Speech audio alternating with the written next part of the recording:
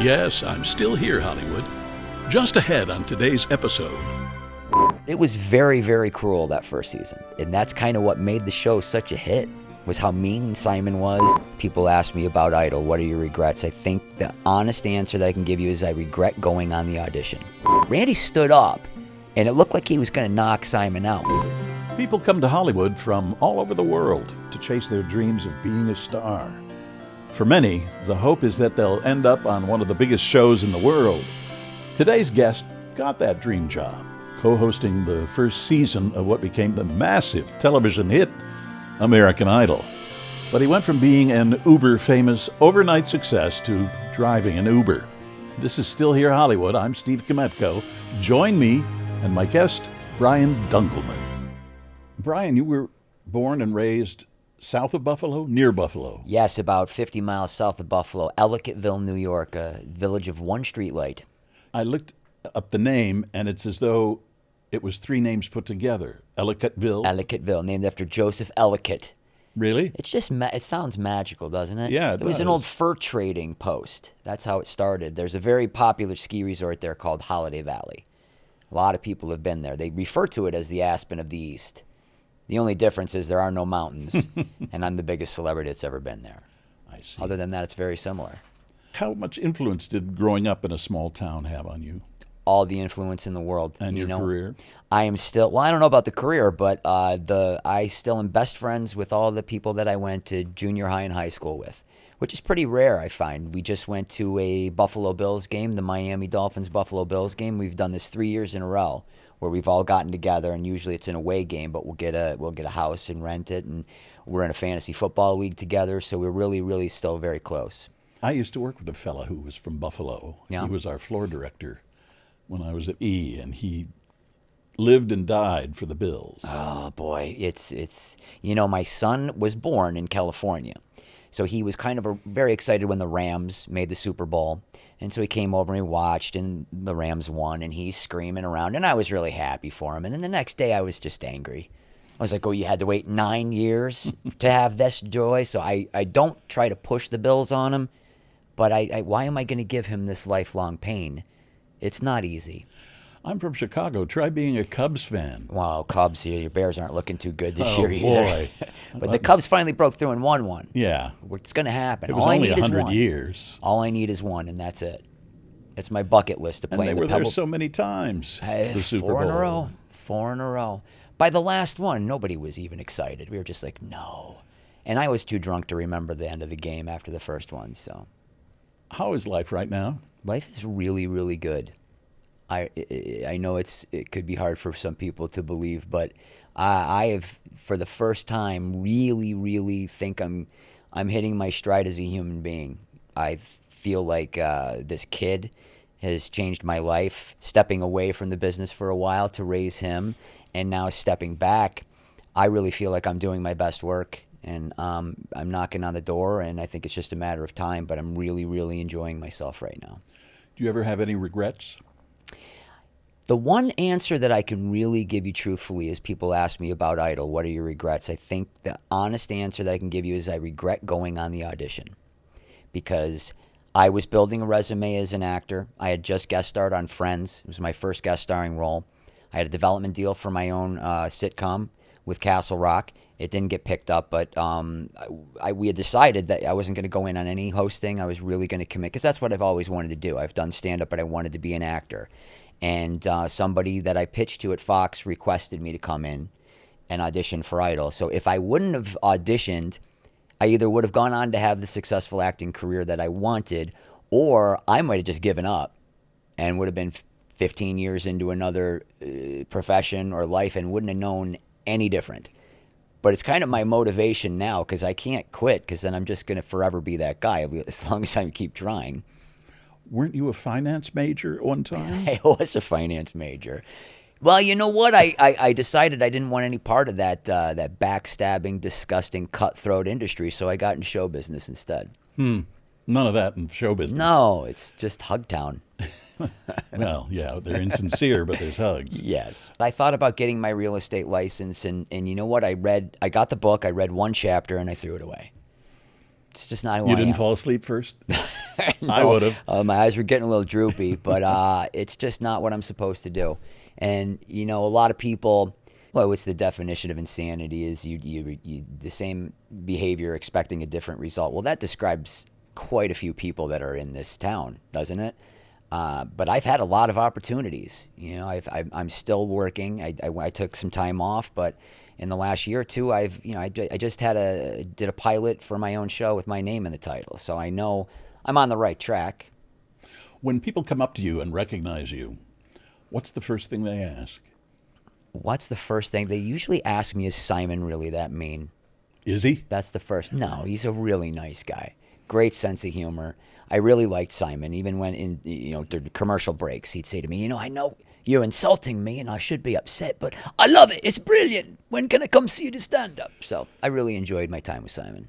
What is the question you hear most frequently? Is it the Simon question? Usually it's the Simon question. Am I allowed to ask about Ryan? Sure. You want to know? You can cut this if you want. It's up to you. Okay. But the one question people ask me is, this is no secret. People ask if he's gay. And I can tell you right here, honestly, I don't know for sure. All I know is that when I banged him, he didn't seem to be that into it. And that's one of the jokes from the act. how long did it last? It's all in fun. It's all in fun. I had a really great opportunity to see Ryan for the first time since the last show we did together when we did the Fox finale. Fox asked me to come back and be a part of their finale, their fake finale. I thought the show's finally over. Our long national nightmare is over. And then they went on to another network. But I did have a chance to really have a genuine experience with him and kind of, I don't know if there really was a hatchet to bury, but it was very sincere, and I enjoyed that interaction with him.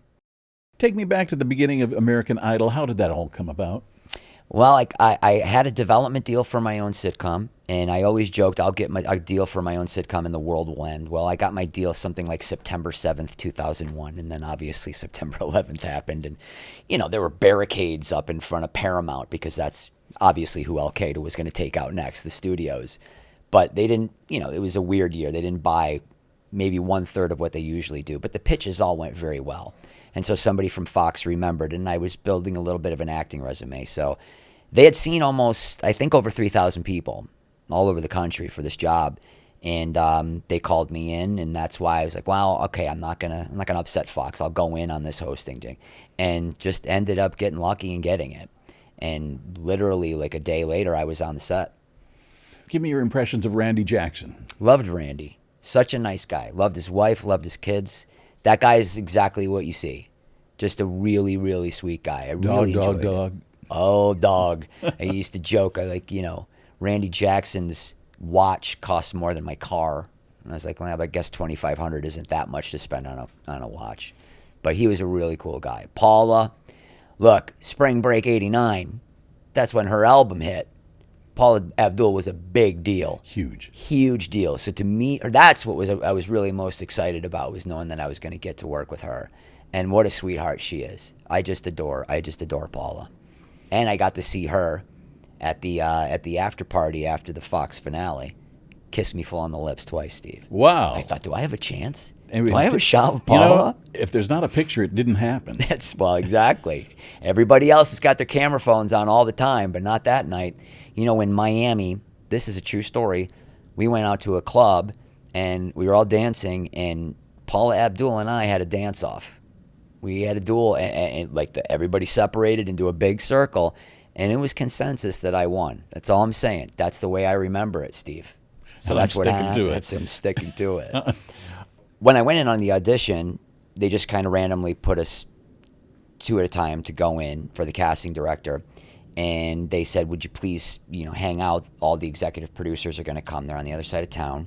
We're going to have you audition again. And I thought, sure, no problem. Now, Steve, they ran out of parking validation stickers. And I was specifically told parking would be validated. And I'm not kidding. I started walking. I'm like, I'm out of here. Because it's a an out of work broke actor. You got a lot of auditions, and $8 is $8 when you're broke. And I stopped myself, and I thought, what are you, stupid? Go back and sit down and just wait. And I really think about that a lot. That's one of those crossroads in life. What if I actually would have left? I would have never had this. None of this would have ever happened. But they kept putting us. I did real well. You know what I did? I don't remember what I said, but I screwed up. I screwed up a line. I said something ridiculous, and I just kept repeating it. And it's all the years of watching Letterman. Letterman would always embrace that very selfish fit. That's pretty much probably my comedy hero. I grew up watching Letterman. That's what really made me want to get into comedy. And one of the executive producers laughed. And he told me later on, he's like, that's what really made me like you, because you screwed up and you just embraced it and you owned it. So then I tested the next day. And if people don't know what a test is, you basically do your contract.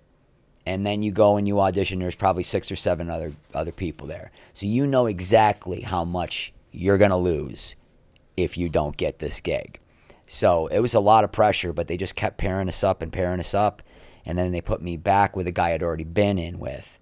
And it went really well. And then I got home and I immediately started drinking because it was the most stressful experience of my life. But when I was in that room, I got a laugh pretty early on. And there was a lot of people. You couldn't really see them. It was almost kind of like a little stadium seating. And I don't know, that all those years of stand-up just kicked in. I had them.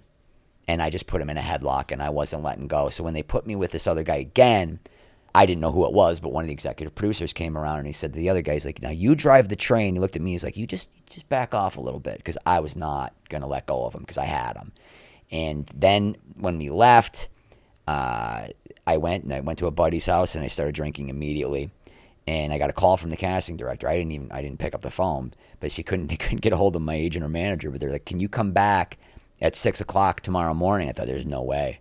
I'm going to pretend I didn't get this. I can't do this again. Because that was lightning in a bottle. I'm like, this is just going to be another opportunity for me to screw up. Like, I can't do this again. But what they wanted was for me to have breakfast with a guy named Ryan Seacrest, who I guess what they really figured is they weren't comfortable giving this gig to 2 guys that didn't have any broadcast experience at all. And I was just a comic and an actor.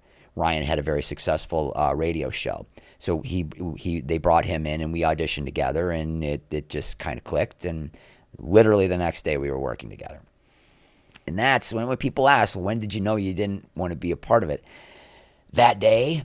Really? Yeah, that day, because I was so excited. Really, really excited. This is a really big opportunity. And when Seacrest and I walked out, some woman just leaned into me. She's like, get ready for your life to change. And I remember I just went to the car and I called my girlfriend and I just said, I got it. I just started bawling. I was like, I got it. I know. Tears of joy? Tears of joy, and just, all the years of work and just the struggle and just being exhausted, mentally and emotionally exhausted from the audition process. But there was a point when they were auditioning and it was all fun, but you're spending a lot of time with these kids in the line and you're getting to know them, you're getting to know their parents. There was a stretch for an hour straight where kid after kid after kid came. Every one of them was bawling. Every single one of them. And I thought, what is going on? Why is this happening? At one point, can I go to the restroom? I just went and found a corner around behind a curtain. I just started crying. And I don't know why it affected me so much. Maybe because I've auditioned so many times. I know how it's not easy. No. It's not easy to put yourself out there. But I say this in the documentary. There was a girl that I got to know, and her father was a carpenter. He had sold his tools to get the money to drive out. They were sleeping in his truck. And she was so excited. And Steve, when she came out of that room, her eyes were dead. She couldn't even talk. She was shattered.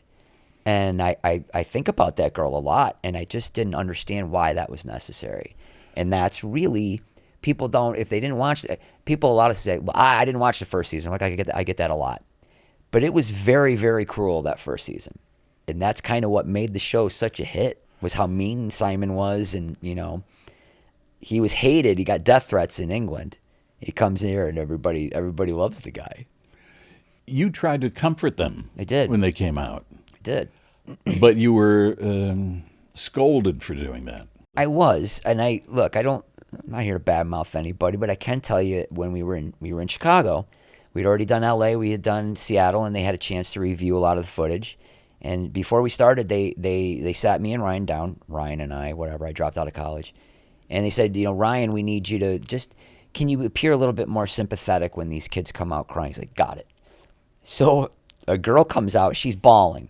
She runs right up to me. I give her a big hug. That's all. I just hug her. And Ryan comes over and literally rips her out of my arms. Puts his arm around her and puts her in front of the camera. Hey, what happened in there? And I was like, what the hell just happened? And I'm looking at one of the producers, and he's just like, I thought, this is insane. It just got worse and worse as the season progressed. I don't believe that you should set kids up to be humiliated like that. You're putting them in front of camera, and I can hear them on the, this girl, she thinks she can actually sing. We're going to crush her. She's 16. We'll be back for more after this. And I thought, hold on a second. Just so I make sure I'm clear, if these kids, this is a direct quote, if these kids come to this couch feeling like shit, I'm supposed to make sure they continue to feel like shit? He got right in my face, stuck his finger in my chest and said, you're goddamn f***ing right. I was surprised at how close to the surface your emotions are. Yeah, you would think. Does that after help all with these years. comedy, with stand-up? Not really. Here's the thing. I saw Jon Stewart in an interview, and he said, you have to stop caring about the audience. And that seems so counterintuitive. Aren't we doing it for the audience? But no. You're doing it for yourself is what you're doing stand-up for. And you can pander and you can get laughs because you can figure out what they want to hear. But if you can really do what is true to you and what you think is funny and bring them in, it's just so much more satisfying. But like I said, right now, I'm 100% focused on acting, and I haven't really done a lot of stand-up. I'll go up once in a while in town. Shout out to Flappers, who's very good to me. But they have a little room, and I told them, because I hadn't gone on stage in a while, and I thought, can I just go in your little room and just work stuff out? So they've been really nice to me. Just the amount of traveling, it's just not where I want to be right now. I'm sure I'll go back to it. But acting is really, really what I want to do. You gambled a lot. I did. I have gambled a lot. Well, I mean, in terms of alcohol? Yes. Drugs? Yes. Spin the wheel. Clean living now, Steve. Are you? Is that under control? You know what I drink now? I drink White Claw Surge, and I'm secure enough in my masculinity to admit that publicly. I have no idea what that is. White Claw, it's like a seltzer. They're very popular, but Surge has an extra 3%, so you get 8%. So on school nights, I'll have a couple of those. It's technically alcohol, but you wake up fresh as a daisy. But I don't drink like I used to. Well, you couldn't and still be alive. No, and no more cocaine for me. That's why everybody's like, what's your advice? Don't do coke. How about that? It's pretty easy. Good advice. Don't do coke the night before live television. It probably won't go well. I tell people when they ask about having lived in Hollywood, I said Hollywood was good to me, but it was not good for me. Yeah, that's exactly it. And for a while there, around 2000, 2001, 2002, it's like, everybody's doing coke.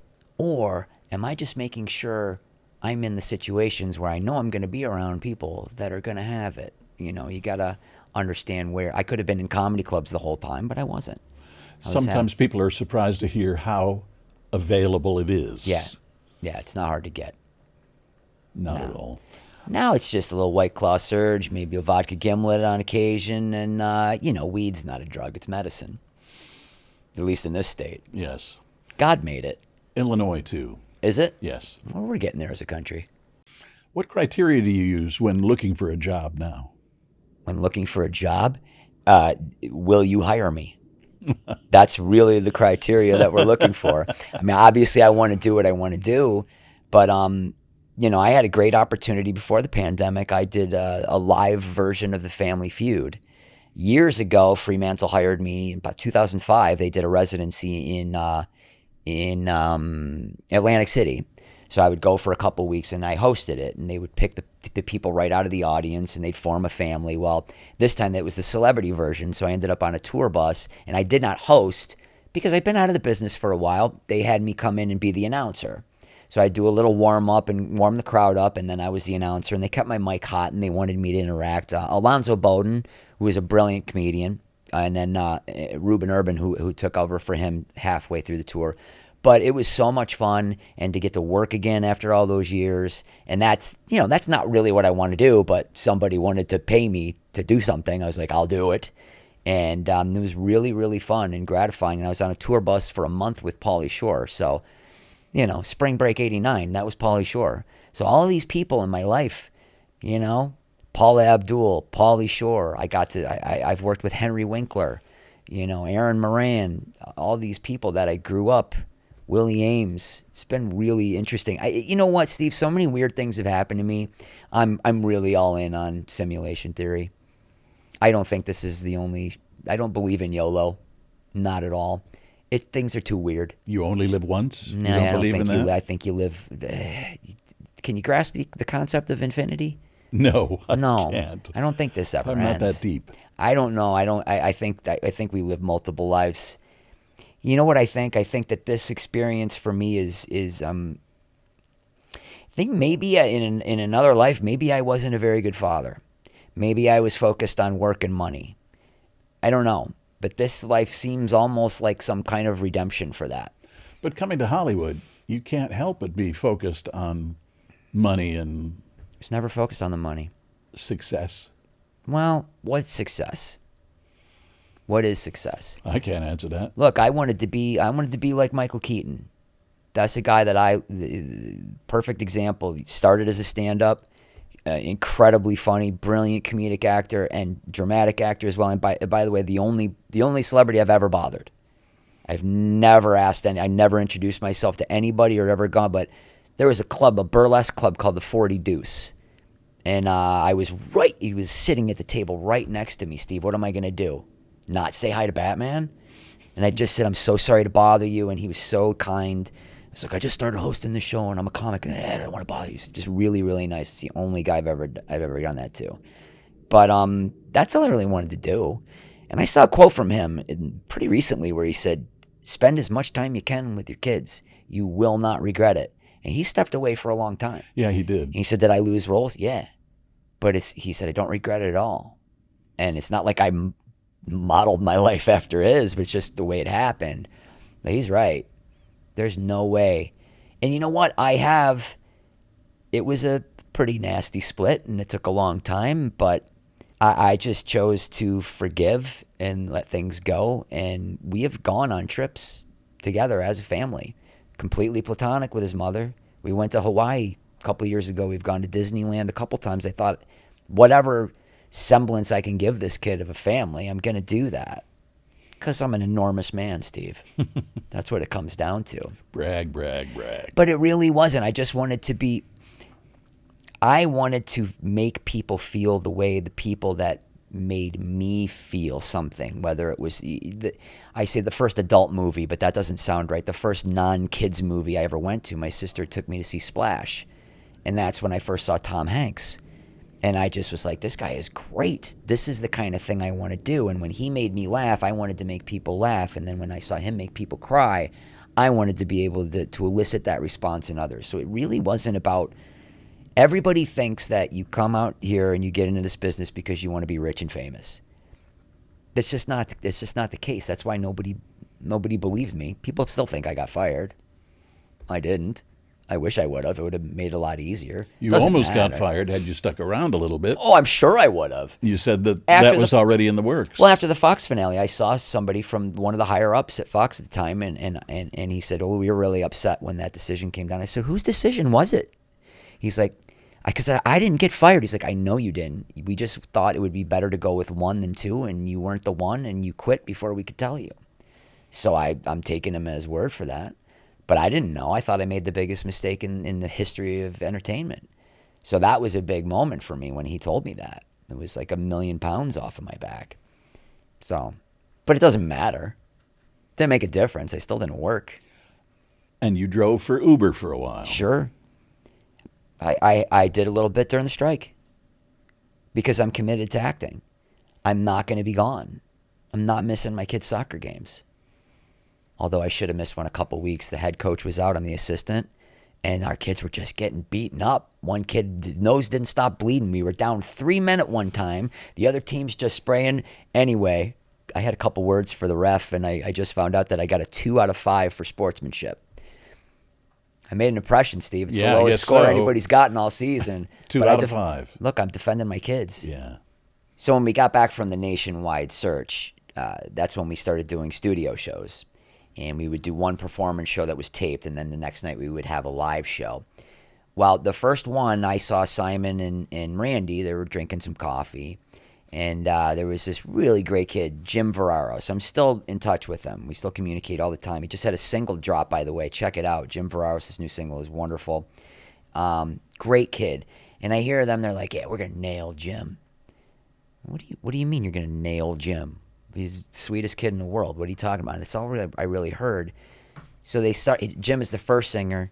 Paula says, oh, you're wonderful. That was great. And Randy's like, dog, you did your thing. Dog, dog, dog. And then Simon said, let's cut the crap. That wasn't nearly good enough. If this was up to me, you wouldn't make it past this round. And if you continue in this, we would have failed at our jobs. And Jim's like visibly shaken. He's kind of tearing up. And he comes over and he sits down. I put my arm around him. I say, hey, Paula Abdul says you were great. What else matters? And then we threw the commercial, and it's just one of the executive producers. Cut! He pulls me off the set around the corner, and he just starts chewing me out, Steve. He's just, yeah, you didn't even, what the F are you doing? You didn't even once mention what Simon said to him, I said. And he's chewing me out. And I thought, hold on a second. Just so I make sure I'm clear, if these kids, this is a direct quote, if these kids come to this couch feeling like shit, I'm supposed to make sure they continue to feel like shit? He got right in my face, stuck his finger in my chest and said, you're goddamn right. And I just could not believe what happened. I go back to the couch and I'm sitting there. I'm just stunned. And then afterwards, we looked at the tip of your eyebrows. So I'm like, just because you just told me my job is to make sure that these kids are feeling terrible. That was the first show when we got back. And then cut to, they kicked Jim off, and then I got a frantic call. Well, he's back on the show. Please don't say anything. So I don't know what happened. But he ended up back on the show and then made the final 10. So that was really a pretty intense experience for me. This is when I don't like what's going on here at all. And during this time, when the kids are looking at you, what's going on? I have no idea. We're just talking monkeys compared to everybody else. We're not. I make the fries here. The next show that there was a kid, R.J. Helton. He sang, same thing, sang great. Paula Brand. Simon lit into him again. And there was a very famous fight where Simon and Randy went after you. Like, Randy stood up, and it looked like he was going to knock Simon out. What Simon said, and I need to be careful about this, because what he said was, we've already let 2 other monkeys through in this competition. He did not mean it as the kid was Hispanic, not black. He didn't mean it as a racial slur. It's kind of like Howard Cosell. Look at that little, Yeah. He didn't mean it. It didn't matter. Randy went berserk. What are you talking about? Yeah, you can't call people. And it was ugly. The kids were crying. They had to separate them. And I thought, man, he's going to knock Simon out. We'll be back in a moment. I remember there was one day Kelly was crying. And I sat down next to her. I was like, what's going on? She's like, I don't think I can sing. My voice is... So I'm like, well, let me go get you can we get you some tea? We'll get you some honey and some whatever. They put that to bed. I know there's like a singer's trick. And then one of the producers was like, hey, you may not want a good TV. And I'm like, this is a human being, man. And I walked into his dressing room. And he got up. He's like, Dunkleman! And I said, I got to get this out. So when we got back from the nationwide search... that's when we started doing studio shows. And we would do one performance show that was taped, and then the next night we would have a live show. Well, the first one, I saw Simon and Randy. They were drinking some coffee. And there was this really great kid, Jim Ferraro. So I'm still in touch with him. We still communicate all the time. He just had a single drop, by the way. Check it out. Jim Ferraro's his new single is wonderful. Great kid. And I hear them. They're like, yeah, we're going to nail Jim. What do you mean you're going to nail Jim? He's the sweetest kid in the world. What are you talking about? That's all I really heard. So they start. Jim is the first singer. Paula says, oh, you're wonderful. That was great. And Randy's like, dog, you did your thing. Dog, dog, dog. And then Simon said, let's cut the crap. That wasn't nearly good enough. If this was up to me, you wouldn't make it past this round. And if you continue in this, we would have failed at our jobs. And Jim's like visibly shaken. He's kind of tearing up. And he comes over.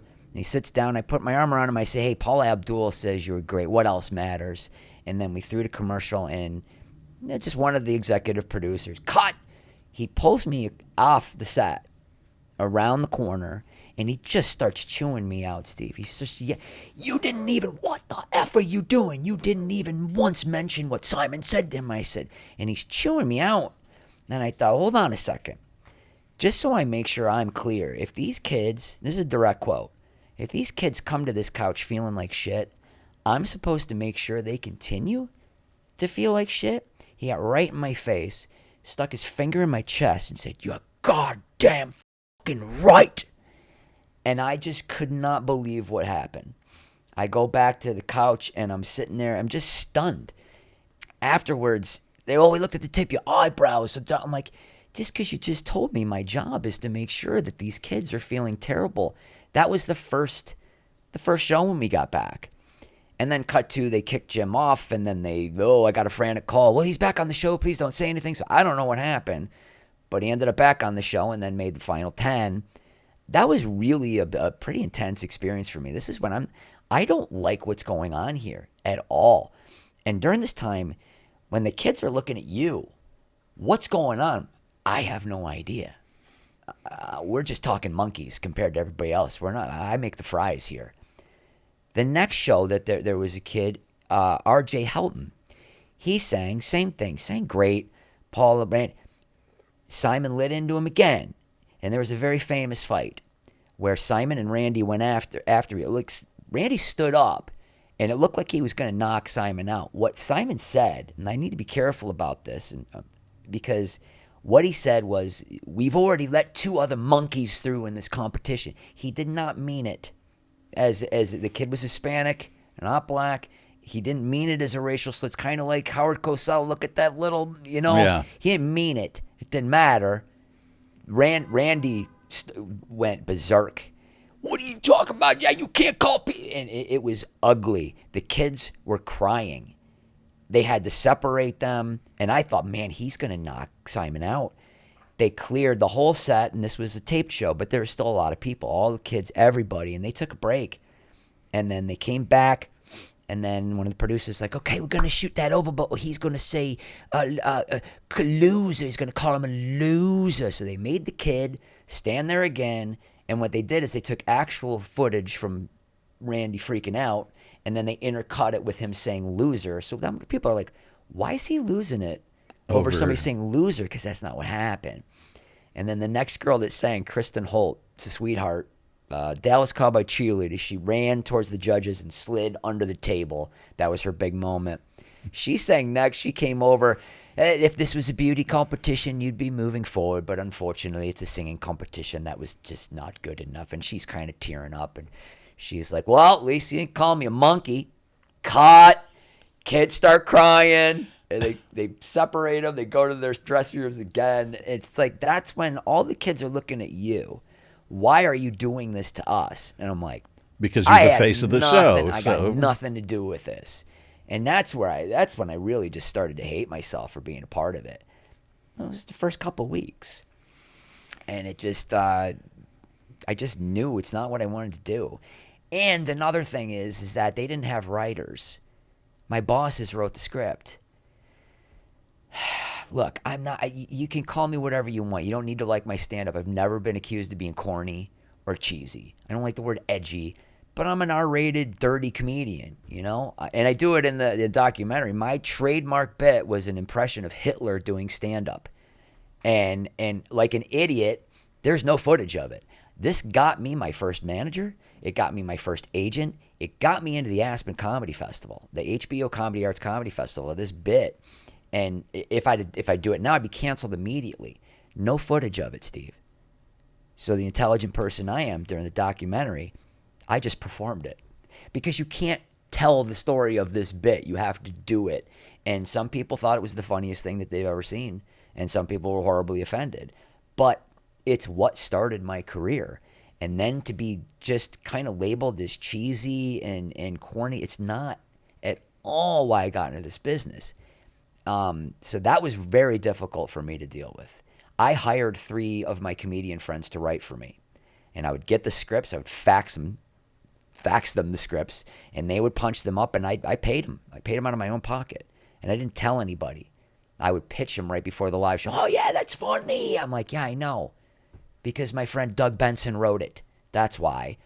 So I cared. I cared how I was perceived, but it's not who I was. And I didn't want to be. Here's the thing. I got into this business to be a performer, not to introduce other performers. So that's really the main reason that I didn't want to be seen as a cheesy guy. Nothing wrong with it. Ryan Seacrest, all I've ever wanted, be a cheesy guy on television. Mission accomplished. We talked about it. And he wanted to parlay it in his many hosting gigs for radio, TV, and build an empire. And man, he did it like that. He did it real quick. And I thought I want to do a season or two and then have a career as an actor. So, he did exactly what he wanted to do. And it's nothing against anybody who wanted to. That's just not why I got into this business. So those two things very early on were the main things that really. Now this isn't right. Would you say that's the thing that disillusioned you most about the most were those two instances when you're putting those kids through that? I don't know. It's mentally and emotionally abusive. Period. And I'm glad that the show has changed over the years. I don't watch it, but I was going to ask you that. Do you ever watch it? No, I watched the Fox finale when I sat there after I helped him. I opened the show with Seacrest. What's funny is we did a rehearsal. I'm going to talk about that for a second because I hadn't seen him since the last show we did together. It's been a long time. And the thing is that what I didn't enjoy the most about doing stand-up on the road is I had to do a lot of morning radio and a lot of morning TV. And I had to do more TV than most people because all the Fox stations wanted me on, where they wouldn't normally have a comic on, but they all wanted. So it's just the same thing over and over and over again. And to the point where I was just like, I'm just going to 8 Mile myself, like, Eminem's movie, where you can't attack me, I'm going to attack myself. So I went in and made fun of myself. And it just wears on you. And people are like, oh, do you just hate Ryan? I'm like, well, no, but since everybody brings it up to me on a daily basis, it was almost more painful than my father's death because people didn't bring up my father's death every day of my life. There's a stretch there I couldn't watch television or listen to the radio or go online without seeing something about America. I was just everywhere. It's not a good time. I had a little experience with Ryan myself. Oh, how was it? Oh, let's talk about it. They, when I was at E, and they dismissed me, they brought Ryan in to. Isn't that interesting how that happened? They brought Ryan in. We should have Rick Dees. We should have Casey Kasem, God rest his soul.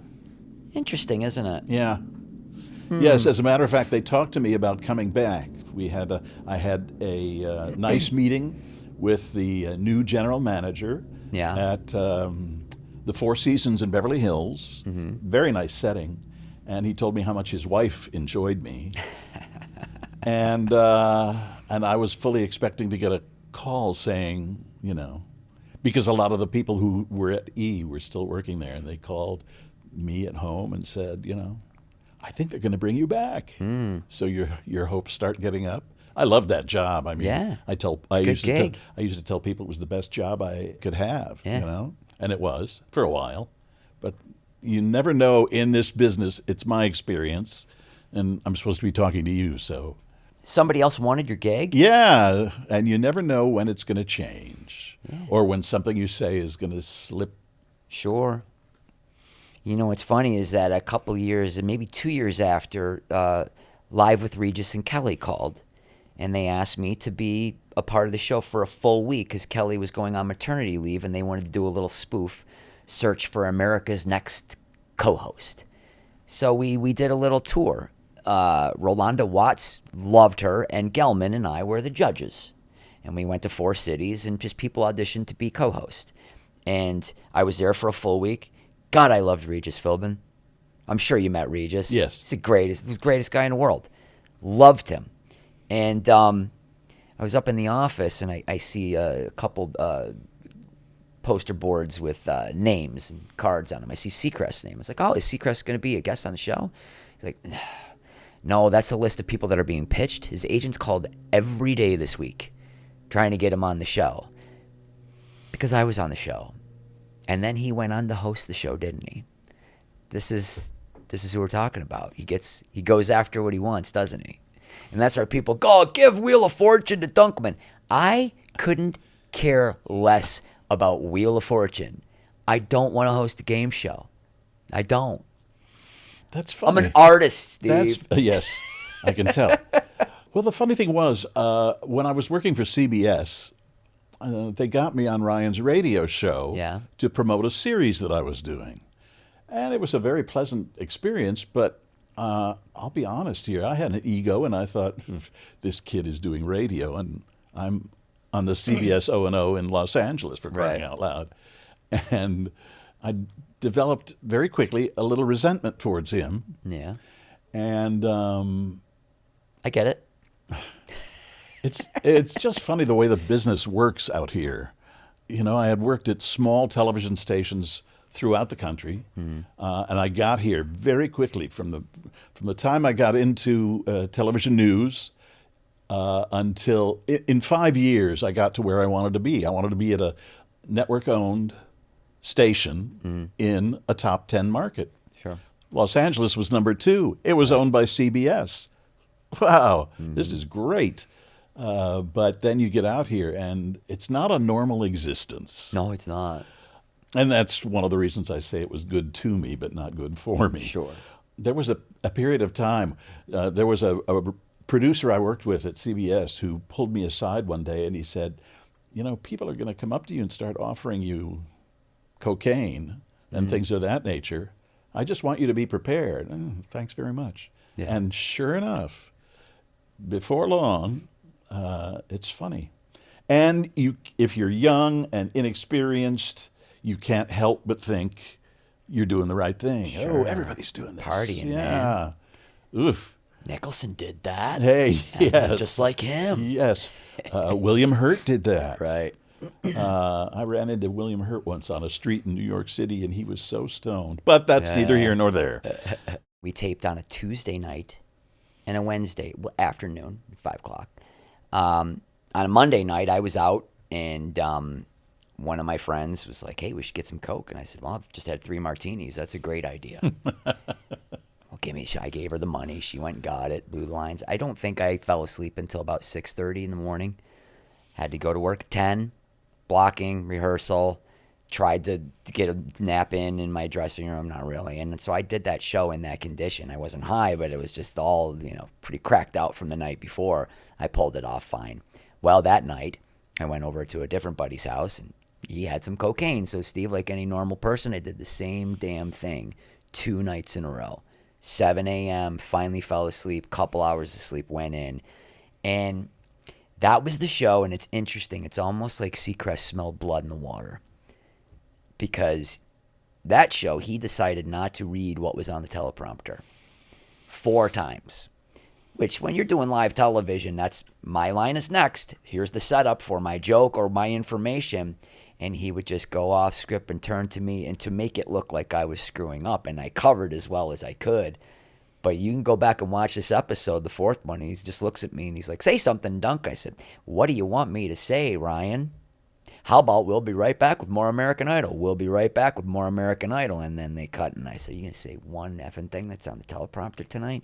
And after that show, my manager, my agent, and my best friend basically had to pick me up to keep me from going at him. They threw me in an elevator and got me up to my dressing room because I was not happy at all. So that was one of the little conflicts that we had.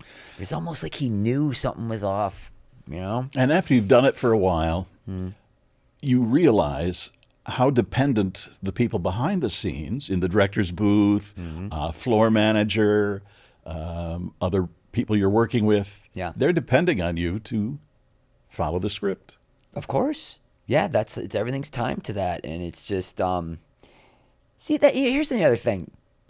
I've been involved with 3 reality shows in my life, and without question, the worst 3 experiences of my career. And nothing against anybody who's into the genre who works in it, but just it was not for me, and my opinion is my own because I earned it. I saw the things that happened. Now, when you're acting, and especially comedy, it's such a collaborative effort between the writers, the producers, the director, the DP, all the crew. Everybody is just, how can we make this as good as possible? How can we make this as funny and as high quality as we can? With reality television, it's different. It's how can we elicit a genuine emotional response from this person? That's basically putting in them situations. How can we get them really pissed off? How can we make them cry? How can we? So it's just a completely different mindset. And that's just not. And if anybody's watching reality television and thinks it's real at this point, I can't help you. Not at all. I cannot help you. I mean, but a lot of people want to turn their brains off, and I get it. But we're living in a golden age of television. These last 10 years, there's amazing television. There's so many good television shows. There's such great acting. It used to be a stigma. Now there's Oscar winners. So 3 Oscar winners in one show. You know, it's just totally changed. Hell, Meryl Streep does television. Lord, it's unbelievable. But that's the team that I've always wanted to be on. And that was a big, a lot of people were like, oh, this is reality. It's just going to be a flash in the pan and you're ruining your career and you're going to get, and I'm like, yeah, you're right. And it just never went away. Isn't that a funny thing, too? As much television as you've done, I never got accustomed to the fact that there's always somebody who knows better than you. Oh, yeah. Always. Isn't there? Always is. And I think you experienced it where if you speak your mind, that is can be the kiss of death. Yeah. Well, I got a lot of flack from some other comedians, too. And in retrospect, they would have killed to have had my opportunity. A lot of people were just jealous, and there's a lot of that. It's not so much anymore because there's a lot more opportunities for comics than there used to be, with podcasting, and there's so many things that you can do independently. But it really affected me because you go, as you said, I don't know what this deep-seated need for approval is, but you want that from your fellow comedians as well. You don't want to be seen as a cheesy hack. Nobody wants that. And I would go on the road, and I would have people go, wow, I only saw you on American Idol. You're really, really funny. And I'm like, well, thanks. That's what I've been doing. That's what I did before I did this show. So, but since then, I've had a lot of opportunities. I've done a few pilots. I've done, I was on cool shows like NYPD Blue. I got to do Las Vegas. I'm doing my scene. James Caan is right there watching my scene. And I'm like, it's Jimmy Connor's right there. And I finish, he starts laughing. He's like, funny kid. And just walks away. And I'm like, I'll have that forever. And you know what? I didn't get a selfie. I didn't post a picture of us when he died. I just was like, that guy watched me work, and it was really cool just to be in his presence. Those are the things that mean more to me than the fame or the money. It's those experiences.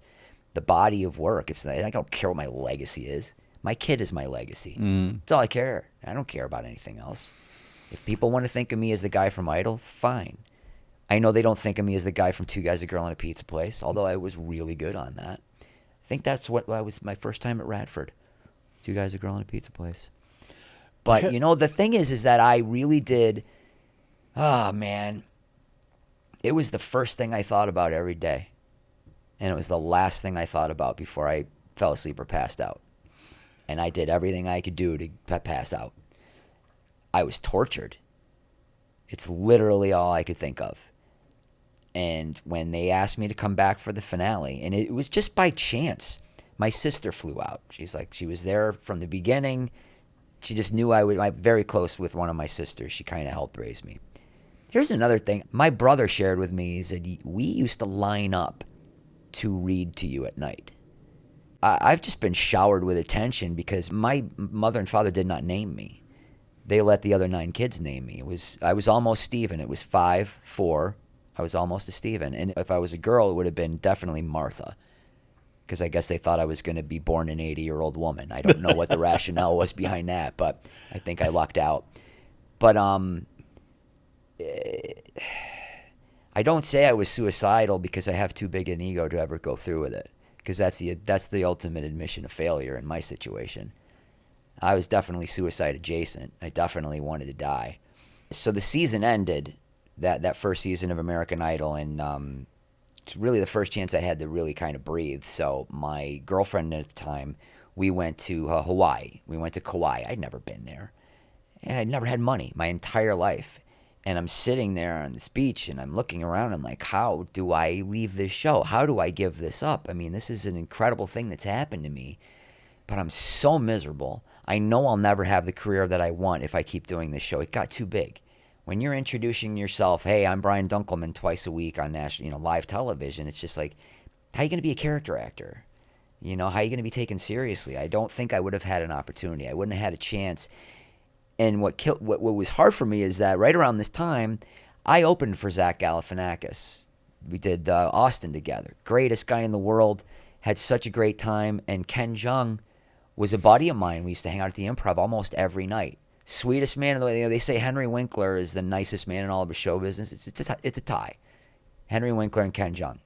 And I could not be more happy for both of those guys. But that's when The Hangover came out. And I saw that movie. I was like, this is what I want to do. And yet I'm the host of the show, and people think I'm cheesy and I'm getting mocked all the time. And I sat on that beach and I thought, I can't do it. I can't do it. I can't do this anymore. And I had already decided. And then I called into Howard Stern because I had a buddy telling me everything. Howard was just railing me every day. And I'm like, I was a fan of his, but not like most people are obsessed with his show. And like, why are you telling me this? I shouldn't know. Don't tell me what the negative things people. So I was like, I'm calling him. I stayed up all night, and I had a couple buddies, and I had note cards and responses. And by the end of the interview, he was kind of on my side and defending me to people that were calling in.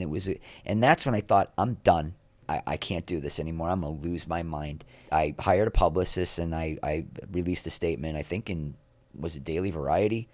I'm moving on to other opportunities. Very grateful. And all I can tell you is that my agent at the time, that day, was on the Fox lot and saw the head of publicity at Fox and said that they were all completely shocked and that it really took them by surprise. And in his words, if it ain't broke, don't fix it. That's what I was told. So that's what I carried for the next decade. Is just like, I just made it, because then I couldn't get arrested. I did a couple pilots, but then it was just, there's nothing except just depression. And that's when they asked me to do the finale. And so hearing that, it really did, it changed a lot for me. Do you follow any of the American Idol contestants? Just the ones that were on that first season. I do a podcast, by the way, called Dunklevision. We call it a season. There's no seasons of podcasting, but it's kind of a nostalgia mixed with how does one get into a life of creativity? What makes you want to get into the arts? And my first guest was Justin Guarini. And that's another thing. He's always going to be the runner-up on the first season of American Idol to Kelly Clarkson. Okay, the I was trying to remember. guy. I thought it was Kelly who won. Yep, and Justin's the sweetest guy in the world. He's doing great. He's on Broadway right now, but to have him as my first guest and to really, we had very similar experiences where we did not like being who we were, because he went through a really dark period too, and that's all he was known for, so we kind of bonded over that. But I do keep in touch, like I said, Jim Veraros. Nikki McKibben, who passed away like a couple weeks before she did, she just randomly reached out to me on Facebook. Said, hey, Dunkleman, miss your face. And then 2 weeks later, she passed away. So I do keep in touch with some of those kids. I'm friends with them on Facebook. And, I believe what they say. They knew that I was a genuine person back then, and they knew that I kind of stuck up for them and took some heat for it. I remember there was one day Kelly was crying. And I sat down next to her. I was like, what's going on? She's like, I don't think I can sing. My voice is... So I'm like, well, let me go get you some... Can we get you some tea? We'll get you some honey and some whatever. They put that to bath. I know there's like a singer's trick. And then one of the producers like, hey, you may not want a good TV. And I'm like, this is a human being, man. What are you doing? You want her to go out there and not be able to sing? It's just gross. She's done okay for herself. She's done okay. Now she's hosting the ESPYs. They're like, what are you doing? Taking my jobs. I don't want to host anyway, but you know what I'm saying. So over the years after I left the show, I didn't go well for a few. Nobody would hire me, and I of course ended things with my agent, my manager, and then I could not get another manager, Steve. And I had one that had heavily pursued me before Idol, and I'm thinking, well, he can finally work with me now. He's like, yeah. He's like, nobody believes you. He's like, you've got the stink on you. He said, my advice, leave town. Go for a while and then come back. I was like, what are you, nuts? I just finally got on real television, and he was right. I couldn't get another manager. I ran out of money. I ended up working for a buddy of mine that my girlfriend, who became my wife, had worked as his personal assistant. He just threw me a bone. He's like, I'll pay you $400 a week. You just do stuff around the house and do my stuff in the office, and you can go audition when you want. It was really, really nice of him. But that's where I was, as the show was just, 30 million viewers. And I started working gradually. I finally got back out on the road, did a little bit of stand-up. A voiceover comes through, a couple little pilots surviving, and then, that's what I did for a long years. Just kind of, I wasn't gone. I didn't go anywhere, but I wasn't visible. And you know what? I didn't hire a publicist to get me in Us Weekly. They're just like us. I don't want to be that. I'm not clinging onto this. I wanted to have people forget about it. Forget about me. Then I can actually get my opportunity to show my talent and make it as an actor. But they would not forget about me, Steve. Every year would go by, somebody would talk about me publicly, somebody would want to, and I didn't do a lot of interviews, but I was like, this is just weird. I still think it's the name, Dunkleman. It's not very forgettable. No, everybody knows who you're talking about when you say Brian Dunkleman. Dunkleman, what are you doing? You're too busy for this kid. And, but I was making it, I wasn't lighting the world on fire. And then it was either 15 or 16, the Fox finale. It was announced American Idol is ending, and so I tweeted out, I knew that show would never last without me. And I got a lot of play out of that. And they called my agent, and they asked me to come and open the show with Ryan. And my agent and my manager did not want me to do it. And I thought, I think I have to.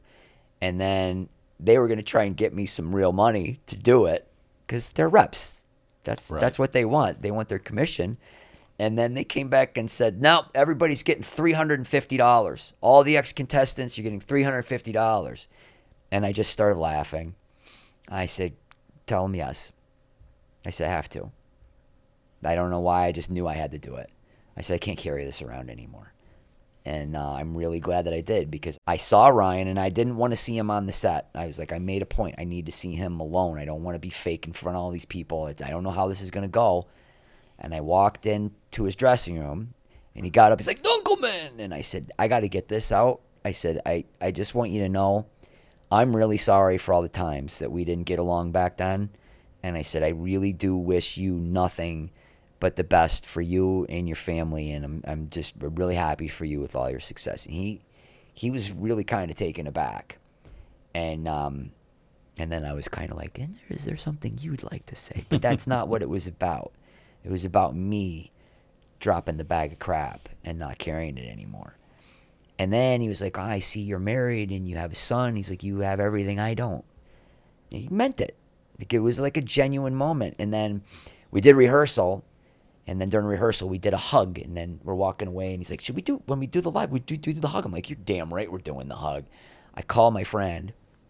And he's like, what would be really funny? When you're live, under no circumstance do you let go. Do not let go of him. Just keep hugging him. Take him to the ground. I thought that would have been amazing. That would have gotten clicks. But, yeah, that's when I found out that I didn't have a choice. They were going to can me anyway. So after the show was over, I was walking through the hallway with my sister, and just randomly, Mike Darnell, who was the head of the unscripted department of Fox, was in. He just happened to see me. Brian, come on in. We got food. We got drinks. I'm like, drinks right now. I need a drink. And we started talking, and that's when he told me, he's like, we were really bummed out. And I was like, but why were you bummed out? He said, when the decision came down. I said, whose decision was it, Steve? I said, Mike, because I didn't get fired. He's like, I know you didn't. He's like, you quit and announced you were leaving before we got a chance to tell you. I don't know why they decided to let me twist for 3 weeks, because they did. They rehired Simon and they rehired Ryan, and they just let me and Paul and Randy twist for 2-3 weeks, and they let them twist for another couple months. And I think it might have just been a negotiating ploy. But he told me that they really struggled with it, but they decided that it would be best if there was just one, and it wasn't you. And that's when I felt the weight of the world come off of my shoulders, because I thought I had done this to myself. And then I called my same friend about the hug, and I told him what happened. I said they were going to fire me. And he's like, see, you're not an idiot. You're just a failure. And I said, I can live with that. I'm fine with that. So that's the first step in everything kind of healing for me. And then I just been toiling away and just waiting opportunity after opportunity, and to the point where I just shot a pilot for my own show. And, you know how this business is. If you don't go away, it's a numbers game. Obviously, you have to be brilliantly talented too. But I can't do anything else. I'm not going to sell real estate. I watch football on Sundays, Steve. So do I. Are you a Bears fan? Yes, I am. Unfortunately. I'm so sorry. Oh, God, yeah. Not since 1985 has there been anything to cheer about. Yeah, well, at least you got the cheer. Yeah. We'll get there, True, Steve. sorry. We'll get there, Steve. The Bills will do it. One of these days. One last question. Yes, sir. What's your favorite app? My favorite app has become Instagram. I'm glad that you asked, because I am at the Brian Dunkleman, because there was a high school girl in Long Island that decided that she needed my name more than I did. And I can't get rid of her, Steve. I can't get rid of her. Now she's taunting me from her page, and that's fine. But I would really love people to follow me on Instagram, because I started doing these, like I said, I was singing karaoke, and I named them Dunkioki. And then wouldn't you know, about a year later, somebody named Kelly Clarkson started doing Kellyoki. I'm not saying I'm suing because I love Kelly. I think it's her people. I'm considering litigation. But I think what would be a great idea is if somebody approached me about doing an album called Dunkioki, kind of a spoof of Kellyoki, since I was the one that originated it. 270 songs, Steve. I just sang in a comedy or a karaoke contest on Halloween night. Honorable mention. Dressed as what?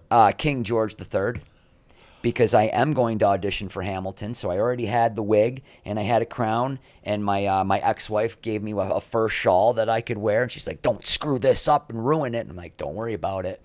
And when I told my son I was going to audition for Hamilton, his response was, Dad, you'll never get it. And that pissed me off. And now I'm going to teach him. I'm going to teach him a very valuable lesson, because I'm going to send in that audition tape, and I'm going to be King George III. And teach him never to underestimate your dad. That's right. Where do you think you got this, son? Thanks, Brian. Thank you so much, nice. Steve. And congratulations to you on the new podcast. Oh, thanks. It's great to see you. You're one of the OGs. What does OG mean, It anyway? doesn't mean old guy. It does not mean old guy. By the way, OG. I'm relaxed. OG Fantasy Football. Check it out. We have about 15 listeners. It's the original. You're one of the original entertainment journalists. Please. It's a good thing, Steve. Okay, thank you. I'll take it as a good thing. There was one thing you said in your documentary that I'd never heard before. Something about 5 points. Oh, 5 points of information. That was all is that what you're referring to? Yeah. Yeah, just 5 points of information. You're in New York City. It's a singing contest. One of the judges is sick. Go. Oh. Make it up. Okay. Yeah. Improv. Groundlings training, Steve. Thank you. Thank you very much for having me. I appreciate it. Oh, thank you. If you are having thoughts of suicide, there's help. You can talk to a trained counselor at any time of the day or night at the 988 Suicide and Crisis Line by dialing or texting 988 on your mobile phone. Still Here Hollywood is a production of the Still Here Network.